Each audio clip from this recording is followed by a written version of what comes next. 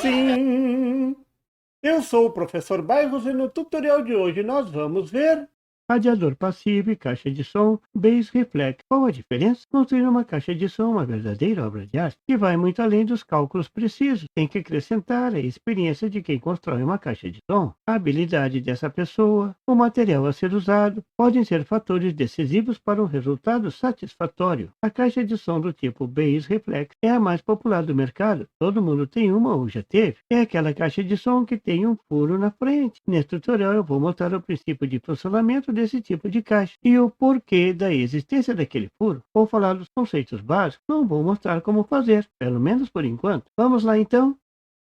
Uma caixa de som do tipo Bass Reflex, reconhecida por ter um buraco, um orifício, o pessoal chama de porta, porque no inglês é chamado de Reflex Port. Como diz o Chaves, para traduzir é só ler de trás para frente. Na verdade, esse buraco é uma abertura cortada no gabinete, onde uma seção de tubo é fixada a essa porta. Esse tubo é chamado de duto.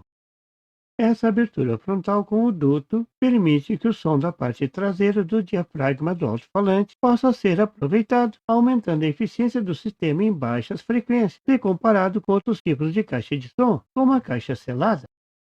As caixas de som com porte reflexo, são conhecidas assim, são as mais utilizadas. Isso porque essa teoria é aprimorar a reprodução das frequências mais baixas geradas pelo alto-falante, que pode ser um woofer, subwoofer ou alto-falante comum mesmo. A porta geralmente consiste de um ou mais tubos no formato de canos montados na parte frontal, também conhecida como duto, ou na parte traseira da caixa de som. E dependendo da relação exata entre as dimensões do duto, a seção transversal e o comprimento, mais o volume interno da caixa de som e mais as características do driver do alto-falante, a eficiência do som em baixas frequências pode ser substancialmente melhorada. Mas qual a teoria por trás dessa construção complexa? Ao contrário dos alto-falantes de caixa fechada, que são quase herméticos, um sistema Bass Reflex tem uma abertura, e a massa de ar nessa abertura ressoa com a elasticidade do ar dentro do gabinete, exatamente da mesma forma que o ar em uma garrafa ressoa quando uma corrente de ar é direcionada através da abertura. Outra analogia frequentemente usada é pensar no ar como uma mola ou elástico. A frequência na qual o sistema caixa e porta ressoa é conhecido como ressonância de Helmholtz. Depende do comprimento efetivo e da área da seção transversal do volume interno do gabinete e da velocidade do som no ar.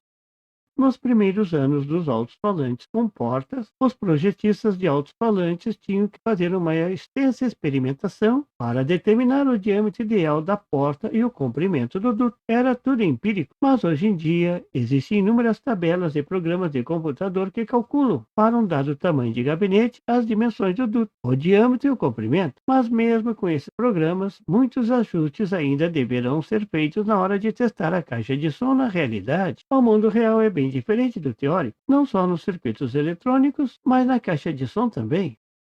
Mas se tudo for dimensionado corretamente, e essa ressonância de massa de ar dentro da caixa de som for escolhida de modo a ficar um pouco abaixo da frequência de ressonância natural do driver do alto-falante, um fenômeno interessante acontece e a onda de retorno da emissão sonora do driver é invertida em polaridade para a faixa de frequência entre as duas ressonâncias. Como a onda de retorno já está em polaridade oposta à onda frontal, essa inversão coloca as duas emissões em fase, embora a emissão de som pelo duto esteja atrasada em um período de onda, e, portanto, elas se reforçam. Isso tem o propósito útil de produzir uma saída de maior amplitude de som. Acontece um reforço.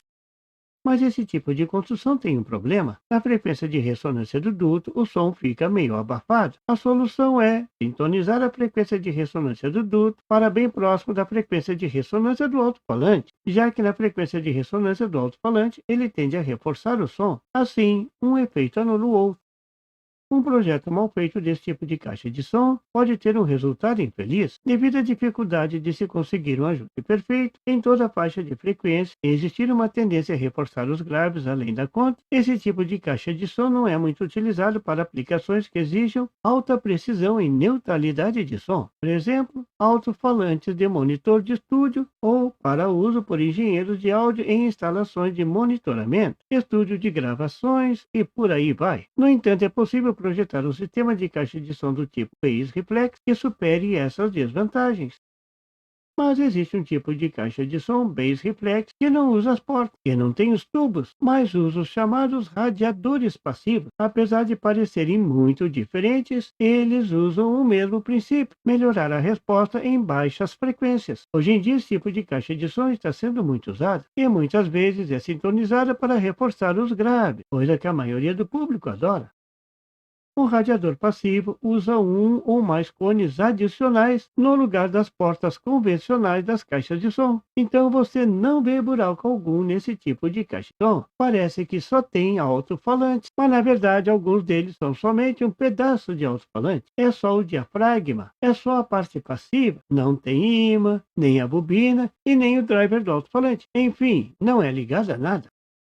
Acusticamente, um radiador ativo tem o mesmo comportamento da porta em torno da frequência de ressonância. Eles também atuam como ressonador de Helmholtz, mas agora excitados pela traseira, pelo som emitido pelo alto-falante real montado na mesma caixa.